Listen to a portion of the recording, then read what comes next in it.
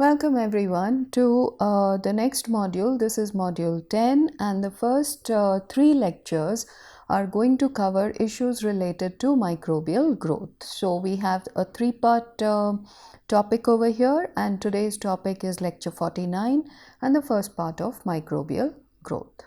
The topics that we're going to cover in this particular lecture is we're going to look at the general or generic bacterial growth curve. We will derive monod kinetics. We will go through the entire derivation and how it can be done both mathematically as well as experimentally. And the last part is the law of the minimum. So we're going to start with bacterial reproduction, and we already know, we've gone through it, that bacteria reproduce by binary fission. Now in binary fission we have a single bacterial cell, so that's what you see at the top over here in this graphic, and the cell has a double-stranded circular DNA molecule. So this DNA, the first step in the replication process or in the reproduction process is replication of the DNA. So this is what you see. There is an increase in the length of the cell and the DNA is replicated. So we now have two circular strands. This eventually, when the cell elongates enough, a septum will be formed, and you can see at the center a septum has formed here, and eventually the septum will lead to separation of the cell into two parts, with each part having its own double-stranded circular DNA. So that is at the cellular level.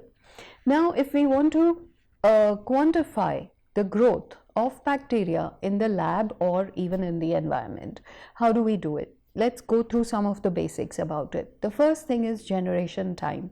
So what is the time required for a single cell to become two cells? And these two cells will then become four, and because each one will create two, so one will go to two, two will go to four, four will go to 8, 8 will go to 16, and so on. So from the time that you have a single cell to the time that you have two cells, that is the generation time. That is the time required for the population to become double the original population. Now generation times for bacteria can be around 1 to 3 hours, or if you take a wider range, it can go from less than 10 minutes to several days, depending on the species and depending on the growth conditions. The same species under different growth conditions will have a different growth rate, and we will come to that later. So what are the factors that affect the reproduction of bacterial species? The first thing is the species itself. Not all species, not all organisms will grow at the same rate. So different species, different organisms have different growth rates. So it's species specific growth rates. That's the first thing. Second thing is the nature of the nutrient media. If you provide it rich media, rich meaning high in nutrient concentration, then obviously they're going to reproduce faster. If the nutrient concentration is low, they will reproduce at a smaller or slower rate. I will show you some schematics about that. And the third thing is incubation conditions. So what are the environmental conditions? What is the pH? What is the temperature? What is the pressure? All these conditions will determine the growth rate of the organism or the species that you are cultivating. If we want to put it in mathematical form, you can say population P. We use different terms in different textbooks. You'll find different terms. Sometimes the population of the bacterial species is shown as capital N, sometimes by capital P, and sometimes if you're measuring it in terms of biomass, it's shown as X. So all of these symbols are acceptable. So we have population P is equal to 2 to the power n, where n is the number of generations. So this schematic shows you one generation. Now if 2 becomes 4, that would be 2 generations. So like I said, if we start with a single bacterial cell, we get 1, 2, 4, 8, 16, 32, 64, and so on. So what I just said is the nature of reproduction in bacterial cells. Now, when we do experiments in the lab, what we generally do is we take a batch culture, we add an inoculum to it, and then we monitor the growth of the bacteria. So this is what I would call a generic bacterial growth curve. Now, how do we measure growth? The first thing is, what is growth? Growth is defined as an increase in the number of cells, and then we need to quantify growth rate. So growth rate is the change in number of cells over a period of time.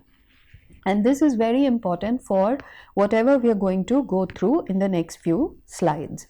Now, when you are doing this in a batch culture and you try to, let's say, draw a curve with the bacterial concentration in one case, and in the second case, if you are able to monitor the substrate concentration as well, then you will get two curves. So the dark black line in this schematic is your biomass concentration, and the dashed line is the substrate concentration. I've been talking about glucose as the starting point, so you can imagine that your substrate is glucose. It can be any other organic compound. Let me also add another word over here, and that is the substrate is the limiting nutrient. So you have to generally define, or rather design, your experiments on the basis of limiting nutrient, and I will come to the idea of limiting nutrient when we talk about the law of the minimum. So we'll keep that for the end of this lecture, but for now just imagine that the substrate is the growth limiting nutrient. Okay, so in general there is only one nutrient that is limiting the growth of the bacteria, and that is what we are going to be monitoring in these experiments. So you have these two curves, one is the biomass and the second is the substrate. You can measure concentration in two ways. You can measure it in terms of concentration of volatile suspended solids, or you can measure it in terms of numbers of cells. And the number of cells can be, if you're measuring it by microscopy, then it is total number of cells. If you're using plate counts, which we generally do, then you're measuring the number of living or reproducing cells. So I will come to some of these details later on, and that is your concentration on the y-axis, and on the x-axis you have your time.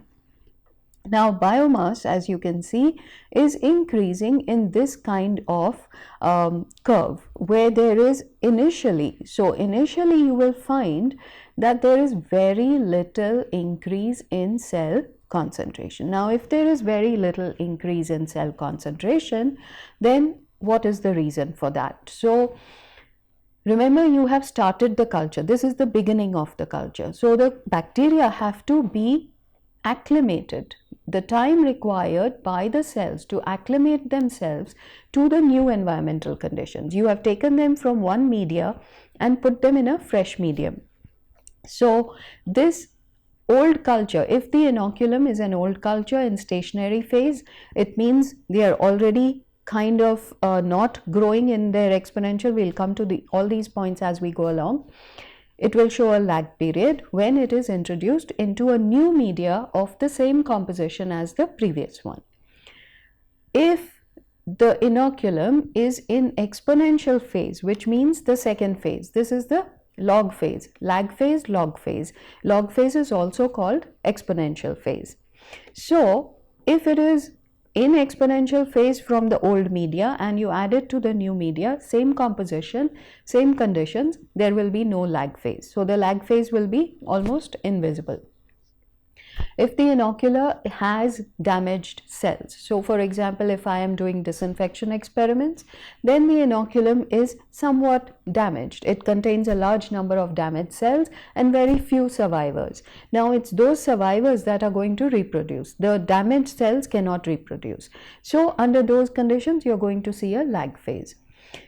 You can also have a lag phase when you are transferring the inoculum from an old media, which may be a richer media, and giving it to a new media which may not be as rich as the old media.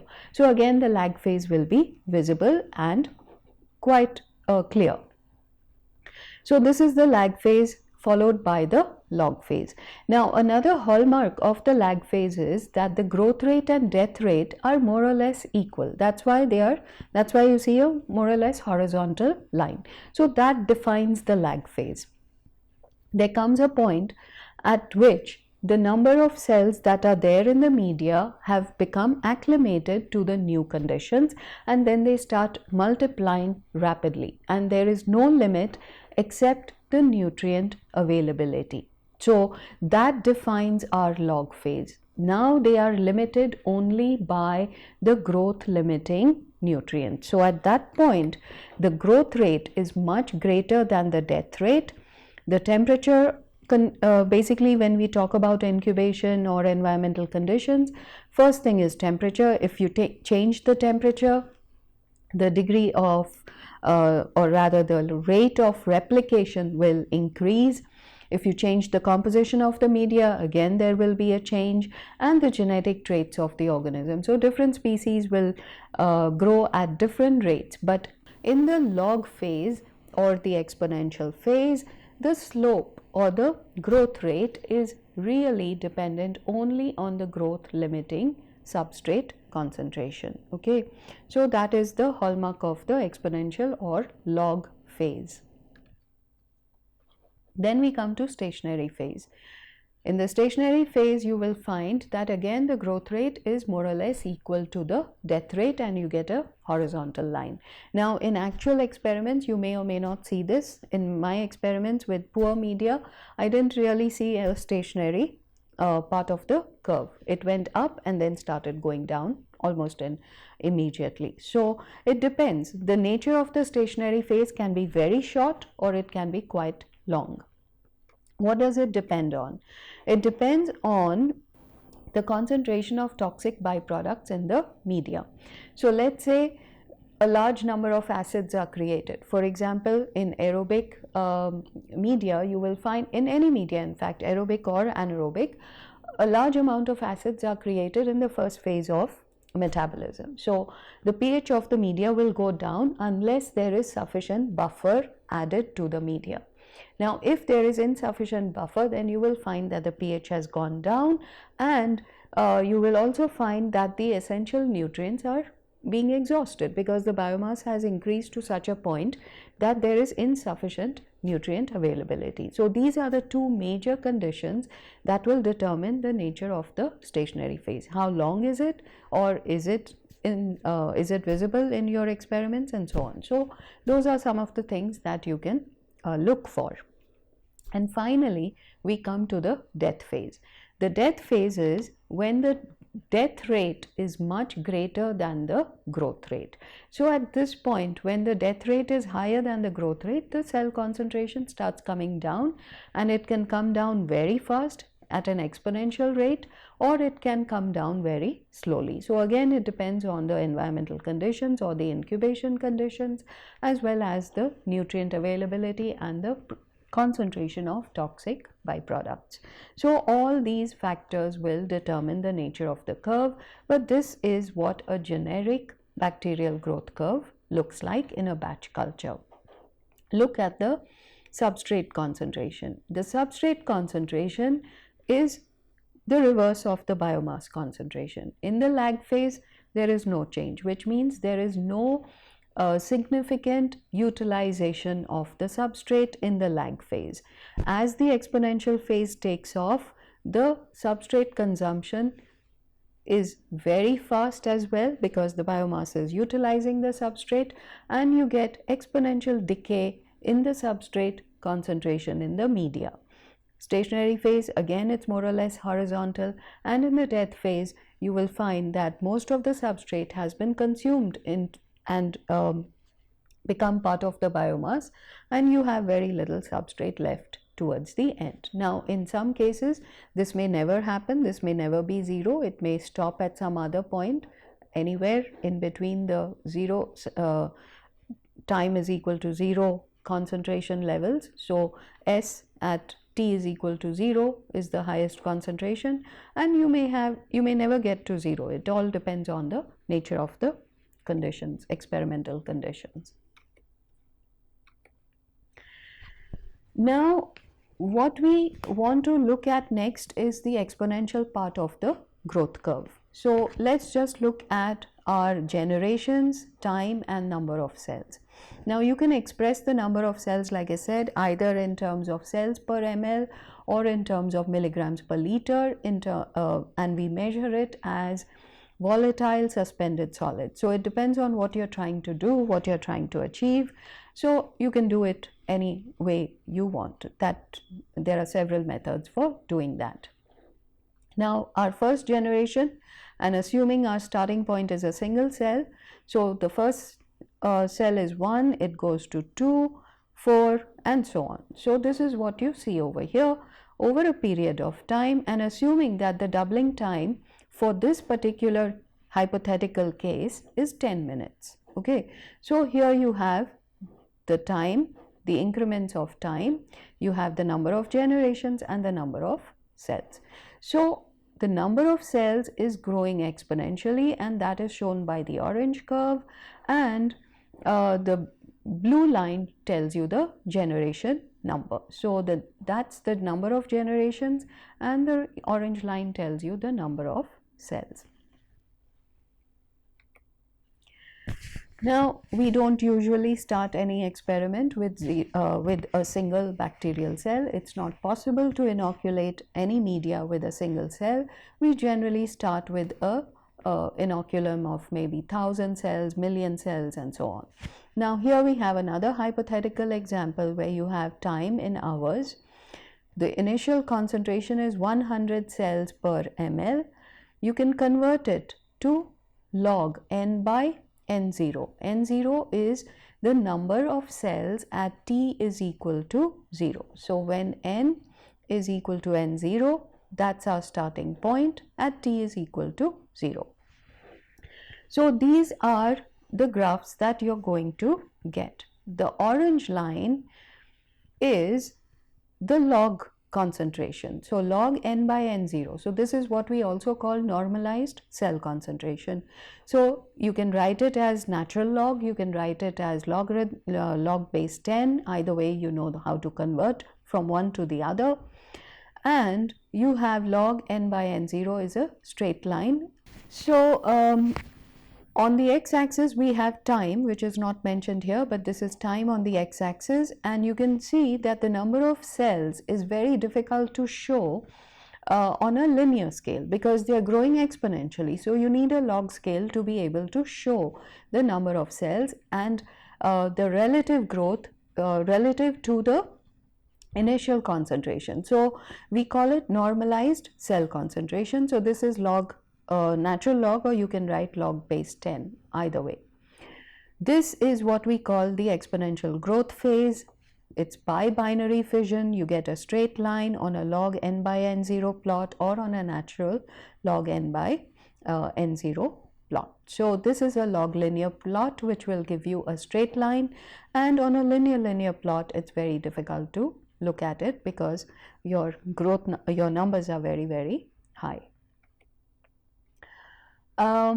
So here we come to what happens in a single batch culture. Now, in a single batch culture, what you will be doing is you will be measuring the number of cells or the weight of the biomass produced. Now, if you're measuring weight of the biomass, you will generally filter the media, take a small amount of the media, filter it, measure the volatile suspended solid. So that is VSS, and we normally express it in terms of milligrams per liter.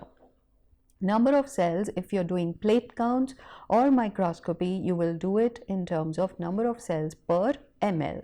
So there are different ways of doing it. So N normally stands for number of cells per ml, X normally stands for the weight of biomass produced in terms of VSS.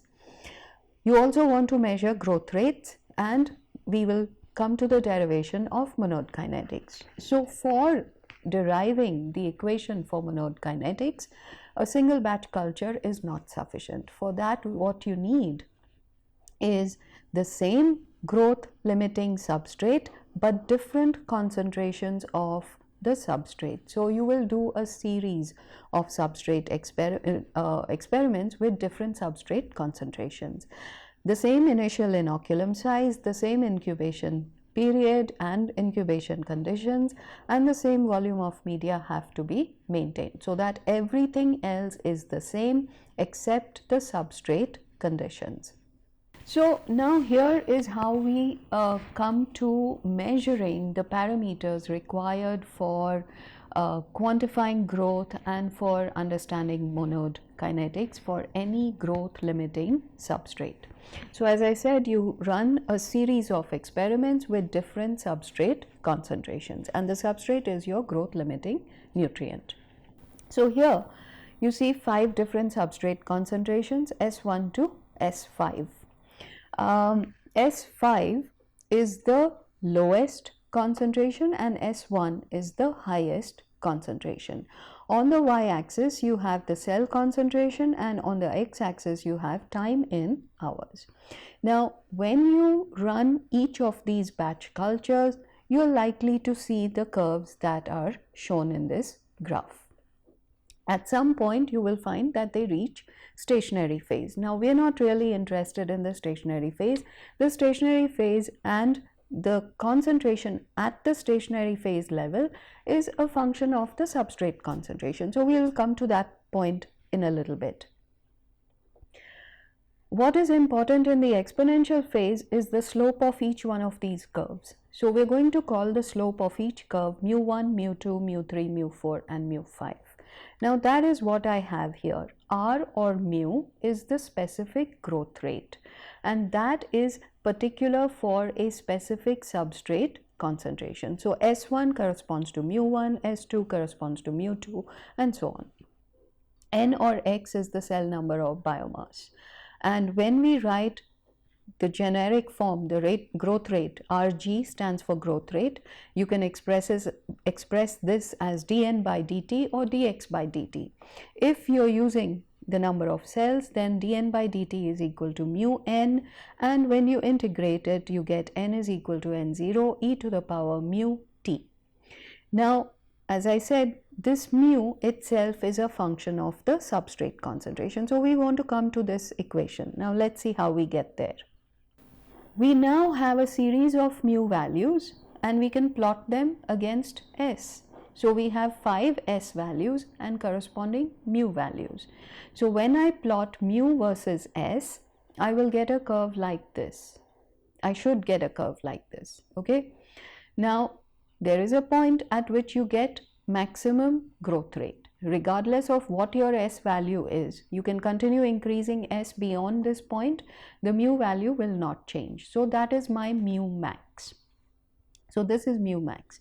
Then we define another parameter called Ks. Ks is defined as the half velocity constant, which is the substrate concentration at which the specific growth rate is exactly half of mu max. So when mu max is half, so here we have mu max is equal to 0.3, half of that is 0.15. What is the corresponding substrate concentration? And that is what you see over here, and that value is Ks, K subscript S. Okay, so having gone through these two sets of data acquisition, you might say, then we come to how we derive this equation. So now that I know that mu is a function of S, I can write it in this form, which is called the pseudo first order reaction rate. Now when S is much greater than Ks, so we have Ks over here, and let's say S is much greater than Ks. So in this region we see that mu is equal to mu max. So it's a zero order reaction over there. Then we have another case where S is much less than Ks. So let's say we are in this part of the curve. At this point, it's a first order reaction, because if S, you can do the math yourself, and if S is much less than Ks, then it drops out of this equation. It can be thrown out literally, and you get mu ms divided by Ks. So this is negligible compared to Ks, and you get mu is equal to mu s. So this is your first order, and otherwise in the intermediate two situations, this is our equation which holds for all of them. Now we need another parameter to relate substrate to biomass. So what is the relationship between substrate and biomass? That is given by what we call yield. So biomass yield describes the relationship between biomass and substrate. So we have minus dx by ds is the relationship between the biomass, that tells us the biomass yield, and it also gives us a relationship between biomass and substrate concentration. Alright, so what are the assumptions in Monod kinetics? Now we know that our substrate is a single growth limiting nutrient. For any given S, ds by dt is equal to kxs divided by ks plus s. Now what are these two new parameters? Small k is the maximum substrate utilization rate per unit mass of cells. So instead of monitoring number of cells, up to this point I have been talking in terms of monitoring the biomass or the number of cells. Now instead, if you have no ability to monitor the biomass and instead you're monitoring the substrate, which happens very often in the kinds of experiments we do, then you have a small k value. So this is your maximum substrate utilization rate per unit mass of cells. I've already mentioned what capital Ks is, that's the half velocity constant, the substrate concentration at mu max by 2.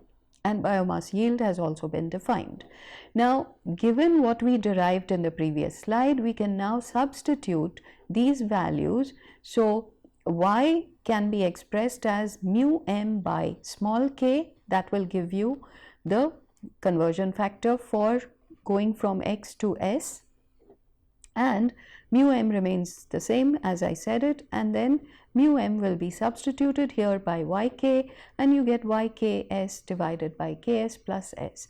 Now why this form? Because this is easier to measure. So y can be measured easily. You know how much substrate has been consumed, the initial and the final concentration is given, and you know how much biomass is produced. So y is one of the easiest parameters to measure, and small k, like I said, is also not difficult to measure. It depends on the nature of the substrate. Then we come to the last part of this derivation. I've already shown you the generic bacterial growth curve, and we know there is a death phase, or another word that is used is the endogenous decay phase. In cell biology, I spoke about the fact that you have feast and famine type conditions. So when the nutrients are exhausted, the cells are in a famine-like situation. The nutrient availability is very low compared to what they require.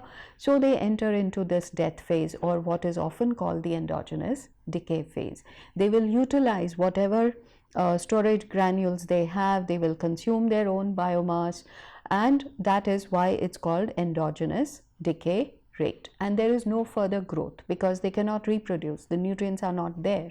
There is no there is insufficient nutrition for the cells to reproduce and continue to increase. So this is the final stage in the growth curve, and mu at this point is modified to include the endogenous decay rate. So this is minus kd. In some textbooks, the letter B is used, and we will be seeing that in a subsequent lecture. So either way, it remains the same, it means the same. So this is the same equation with the final stage, the endogenous decay rate is included. Let us now come to the last part of this topic, and that is the law of the minimum. I've been talking about the fact that there is a growth limiting substrate or a growth limiting nutrient. Now, we have seen that all bacteria as well as other organisms require not just one nutrient but many different nutrients, maybe hundreds. Okay, how do we know which one is the growth limiting nutrient? So this is the law of the minimum that helps us to define the growth limiting nutrient.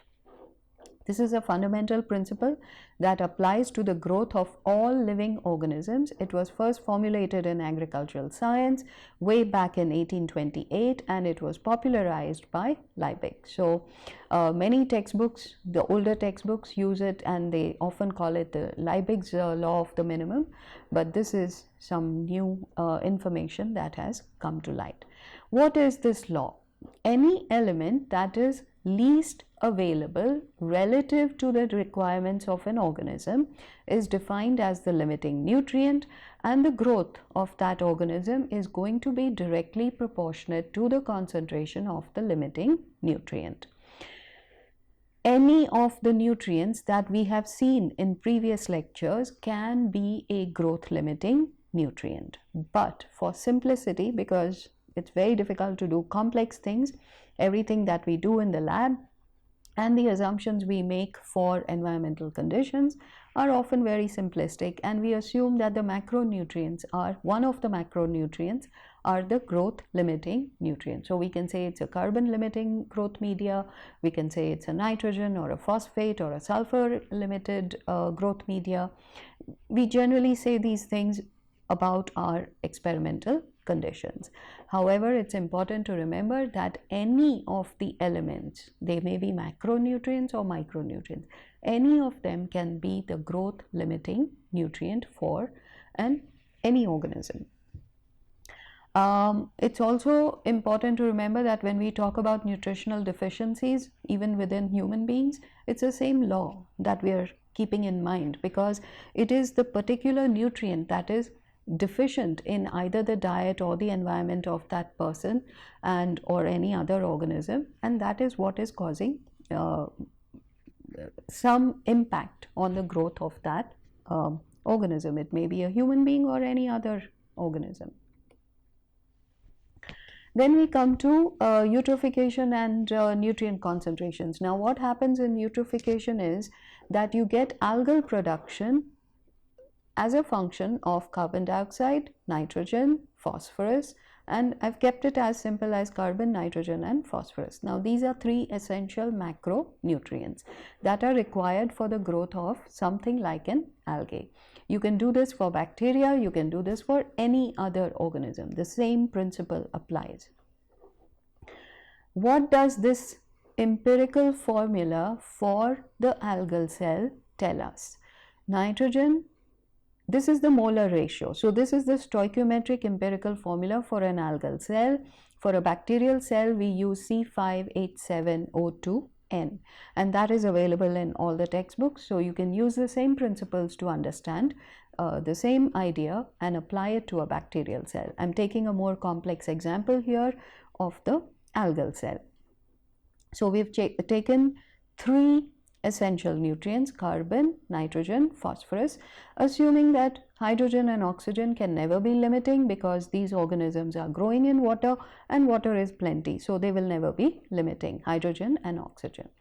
So we focus on carbon, nitrogen and phosphorus. So ignoring carbon for the first part, we have nitrogen to phosphorus ratio on a molar basis is 16, and when you multiply it by the molecular weights, it becomes 7.2. Now this is, then we come to the second part. Let's put all three of them together, C and P. So what is the ratio of carbon, nitrogen, phosphorus? That is 106 to 16 to 1. Now notice that the last element, the least required element, is normalized, so it's 1. So everything else is normalized with respect to phosphorus. So you can convert it either, you can utilize either moles or milligrams or grams, whatever it is acceptable, and this brings us to what is called the Redfield ratio. The Redfield ratio is about the nitrogen to phosphorus, but it also includes several other nutrients. If you go back to the original paper, you will find that it includes sulfur and silica and so many other elements, but people have generally focused on nitrogen and phosphorus. So what was interesting about this particular paper, which was published as far back as 1934, is that the phytoplankton in all oceans, no matter which part of the world you're in, the ratio of nitrogen and phosphorus in the phytoplankton, which means algae for the most part, is fixed at 16:1 molar ratio. And you can see the Atlantic Ocean, Pacific Ocean, Indian Ocean, you can see the data, it fits along this line of 16:1. So this is nitrate on the x-axis and phosphate on the y-axis, and you can see that the uptake and release is more or less in equilibrium, and that's why it's called the Redfield ratio for the person who came up with this idea, and it was published and so on. So this is a well-known concept, that the rate of nutrient uptake and release, and these are the growth limiting nutrients for the algae or phytoplankton in the oceans and so on, and it's completely uniform all across the globe. So with a carbon to nitrogen ratio less than 5, C would be limiting. At C/N ratios greater than 6, N would be limiting. For N:P ratio less than 7, N would be limiting, and the other way around, phosphate would be limiting. This brings me to the end of this topic. I will stop at this point. Thank you.